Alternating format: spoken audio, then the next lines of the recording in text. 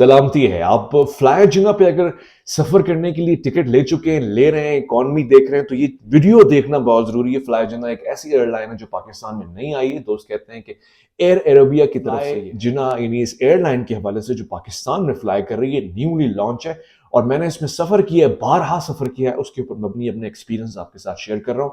लिहाजा इस एयरलाइन में सफर करने से पहले इस वीडियो को पूरा जरूर देख लीजिएगा। सबसे पहले याद रखिएगा, फ्लाई जिना कंपैरेटिवली सबसे सस्ते रेट्स देती है। क्यों देती है? वो कहती है कि हम इससे वहां तक, इस मंजिल से वहां तक आपको पहुंचाने के लिए आसान सिर्फ सफर के पैसे आपसे लेते हैं। ना उसमें खाना शामिल होता है, ना ही उसमें लगेज और बैगेज आपका शामिल होता है। वो हैंड कैरी जो आप कर सकते हैं वही है आप कैरी कर सकते हैं। और याद रहे कि हैंड कैरी की भी एक लिमिट है, 10 केजी तक आप हैंड कैरी कर सकते हैं। यानी आप इसके ऊपर जाएगा तो आपको पे करना पड़ता है। आमतौर से 2000 रुपीज एक्स्ट्रा पे करने पड़ते हैं। इन रेट्स में तब्दीली आ सकती है, वो बढ़ा भी सकते हैं और हो सकता है इस वीडियो को देखने के बाद वो कम नहीं कर।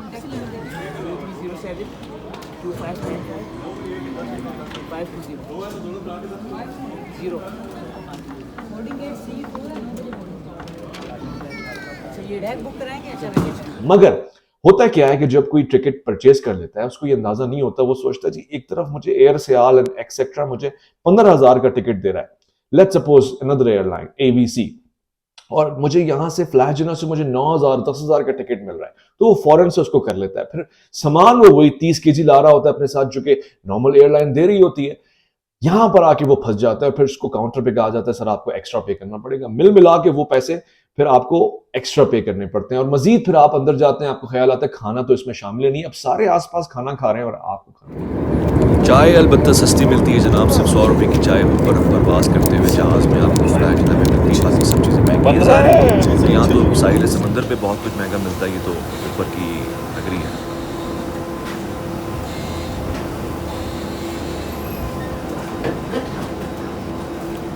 क्या फ्लाई जिना में सफ़र करना महफूज सफ़र है कि नहीं है? AOC एक इदारा और AOL दोनों ही कंफर्म करते हैं कि तमाम स्टैंडर्ड्स को मीट करती है, कैपेबिलिटीज़ हैं सारी की सारी इसके अंदर। और बेसिकली ये भी आप लोगों को पता होना चाहिए कि fly Jinnah is actually a low cost carrier LCC। Lakson group and air Arabia जो कि UAE की कंपनीज़ हैं वो इसको ओन करती हैं। CEO इसके हैं मिस्टर सैयद अरमान याहिया। और ये भी मैं आपको बताना चाहता हूँ कि साथ साथ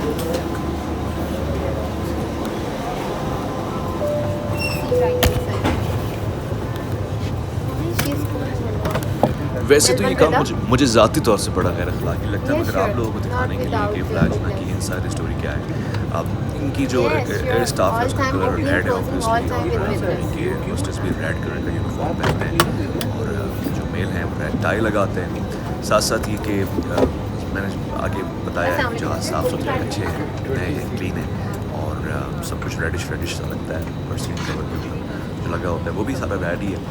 और अच्छी मज़े की बात जो है वो आप आगे देखिएगा। मैं इसको फास्ट फॉरवर्ड कर रहा हूँ ताकि आपको मज़ा आए।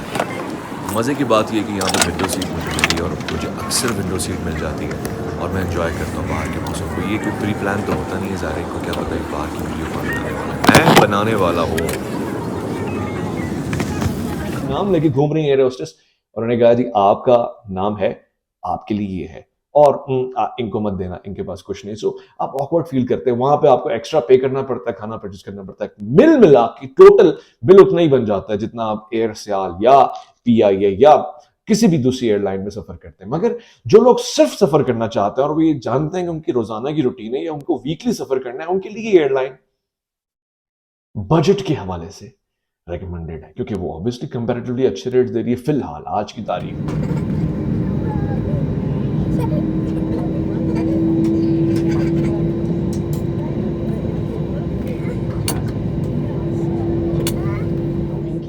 एयरलाइन में जो स्टाफ है वो कैसा है? सच्ची बात है, मुझे इस एयरलाइन से बड़ी अफेक्शन है और मुझे यकीन है कि एक दिन ये अच्छी एयरलाइन बनेगी, मगर स्टाफ अभी नया है, ये सीख रहा है, कर रहा है, ये मस्तियां कर रहा है, ये मिस्टेक्स कर रहा है। मेरा मानना है कि मिस्टेक्स होती है ना तो लर्निंग ज्यादा अच्छी होती है, एक्सपीरियंस आता है, परफेक्शन की तरफ आप जाते हैं। मगर स्टिल दूसरी एयरलाइन के मुकाबले में इमेच्योर है, इनएक्सपीरियंस है और वो करते करते सीख रहा है। मगर एक चीज है, उनको ट्रेनिंग जिसने भी दी है ये बता दिया कि आपको क्लाइंट के साथ, कस्टमर के साथ, पैसेंजर के साथ नाइस होना है। सो they have tried a lot and they are still trying to be very nice. कुछ चीजें जो उनको नहीं समझ आती है वो उस पर पेशेंस दिखाते हैं। मेरा अपना एक्सपीरियंस है, मैं आपको वीडियो में दिखा रहा हूँ साहब ने मेरे साथ रब्ता किया, मेरे पास थोड़ा सा केजी ज़्यादा हो रहा था, तो उन्होंने मुझे समझाया, हेल्प किया, कोऑपरेट किया। जबकि फर्स्ट पर्सन जो था मेरा, जिससे टिकट मैं ले रहा था, यानी जो प्लाजिना का टिकट होल्डर था, या जिसने मुझे टिकट इशू करने थे बोर्डिंग के लिए, वो मुझसे कॉन्फ्लिक्ट में आया हुआ था और वो मेरा टाइम भी वेस्ट कर रहा था। वो मुझे समझा नहीं रहा था, बल्कि वो, मैं जो उसको समझा रहा था वो भी इसको समझ नहीं पा रहा था। बट समहाउ जो उनके इंचार्ज थे, उन्होंने आके हेल्प आउट किया और मुझे एक्सप्लेन किया, और मैं नेक्स्ट टाइम के लिए कॉशियस हो गया कि मुझे खबरदार रहते हुए इनके लगेज के हिसाब से सामान लेके जाना है, वरना मुझे बड़ा टिकट खरीदना पड़ेगा महंगा। खाने के मामले में बड़ी डिसअपॉइंटमेंट होती है। जिन लोगों ने फ्लाई दुबई में सफर किया है, वो फ्लाई जिना को वैसा ही समझे, एग्जैक्टली वैसे ही समझे। क्वालिटी इस हवाले से थोड़ी बहुत हिलती हुई नजर जरूर आएगी आपको कि फ्लाई जिना और फ्लाई दुबई दोनों चीपेस्ट है, इकोनॉमिकल है, आपको कम पैसों में ज्यादा सफर देते हैं और आप ट्रैवल कर सकते हैं, मगर खाना और दीगर चीजें आपको मिलेंगी। इसके अलावा एयरलाइन बड़ी क्लीन है, जहाज ऑलमोस्ट नए किस्म के चमकते हुए जहाज हैं, नीट एंड क्लीन है। जो तब जो शोबे के लोग हैं वहां के, वो कोऑपरेटिव हैं, ताउन करने वाले हैं। और सबसे अच्छी बात यह कि जिना साहब का नाम लिखा हुआ है, जो मैं हमेशा रेकमेंड करता हूँ। मैं फ्लाई जिना को कुछ रिकमेंडेशन देना चाह रहा हूँ जो पीआईए में मैंने महसूस किया है। तराना होना बहुत जरूरी है, कौमी नगमा होना बहुत जरूरी है। आप जब जिना का नाम इस्तेमाल कर रहे हैं, कोशिश करें कि कुछ जिना साहब के हवाले से भी आपके पास होना चाहिए, so that people can here it. और नात नहीं है, सलाम नहीं है, बल्कि एब्सोल्युटली शर्मिंदगी का मुकाम है कि जो दुआ पढ़ी जाती है सफ़र की, हमारी एयर होस्टेस को, या जो खातून वहाँ से पढ़ी थी, उनका तलफ़ुज़ लहजा भी इतना काबिल समात नहीं था, गलतियाँ भी उसमें मौजूद थी। बहरहाल हो सके तो इसकी रिकॉर्डिंग प्ले करें, हो सके तो इसको और इंटरेस्टिंग बनाएं, उसमें थोड़ा सा जिनाइज़म आना चाहिए। यानी कायदे आज़म का नाम है यार, बानी पाकिस्तान का नाम लेके आप जहाज़ उड़ा रहे हैं, कोई मामूली बात नहीं, it's not a normal airline. बहुत से लोग तो सिर्फ मुझ जैसे इसलिए टिकट खरीद रहे हैं कि उसमें मेरे बानी का नाम है। इस वीडियो को आप पूरी देखेंगे और आपको अंदाजा होगा कि मैंने सफर कैसा किया। और मैंने एक दफा सफर नहीं किया, मैं वो शख्स नहीं हूं जो एक सफर के ऊपर मबनी वीडियो बनाऊंगा, मैंने बारहा सफर।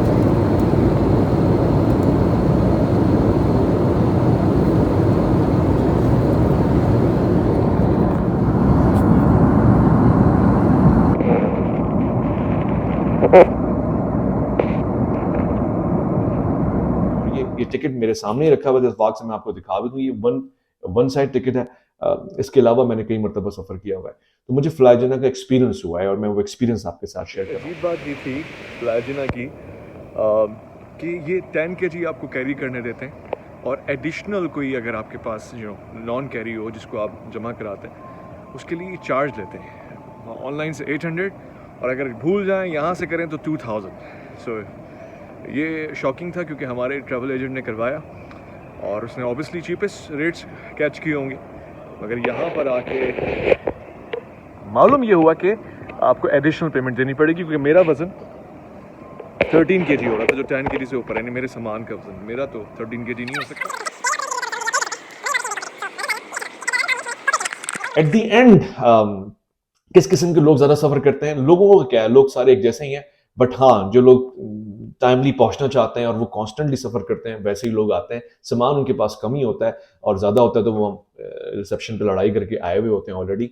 हाँ, ये बात जरूर है कि फ्लाइजिना की जो लैंडिंग है, जिसपे अक्सर हम ऑब्जर्व करते हैं जी पायलट कैसा है, लैंडिंग कैसा है, टेक ऑफ अच्छी है, मेच्योर है, एक्सपीरियंस है, तो पायलट इन्होंने बड़े क्वालिटी किस्म के हायर कर रखे हैं।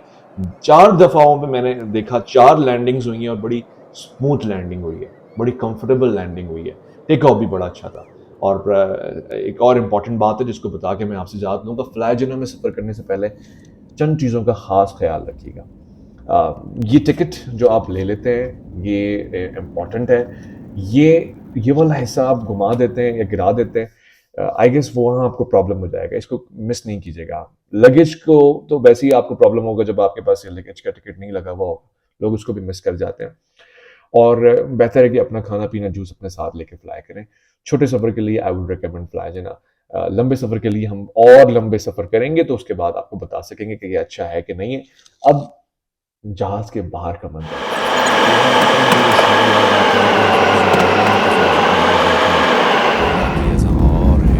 मुजाहिद की अज़ां परवाज़ है इन दोनों की इसी एक फ़ज़ा में, करकस का जहां और है, शाही का जहां और।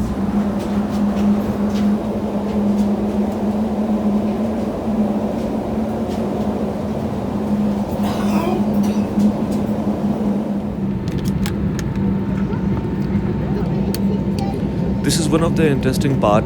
जब जहाज़ आके लैंड करता है लगता है तो फिर ये वाली मशीनरी आती है जो जहाज़ को कनेक्ट करती है और इसके ज़रिए से आप एयरपोर्ट पे लैंड करते हैं, यानी ज़मीन पे कदम रखते हैं। अक्सर ये होता है छोटे एयरपोर्ट्स के ऊपर ये नहीं होती, डायरेक्ट ही आप बस जहाज़ लैंड करता है और वो वहाँ से गाड़ी आके ले जाती है। ये बड़ा एयरपोर्ट है और उसमें ये सारा सिलसिला हो रहा है। इंटरेस्टिंग बात यह है कि ये सारा कोई मैकेनिज़्म बहुत पुराना है और पीआईए ने बड़ा काम किया इस हवाले से।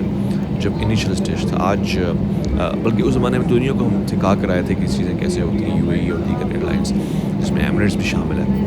बकौल शायर के डंग आता था कब मुझको परवाज़ का, मुझको परवाज़ सपनों ने सिखलाई है, शेर कहना खुदा ने सिखाया सही, शायरी मुझको अपनों ने सिखाई। ये अलविदाई मोमेंट्स आपको याद दिलाएंगे कि खाना और चाय कितनी इंपॉर्टेंट चीज़ होती है। जब एक और एयरलाइन में सफ़र किया था, ये चीज़ आप मिस करेंगे जब आप फ्लाई जनाब में सफ़र करेंगे और पैसे से पैसे नहीं देंगे।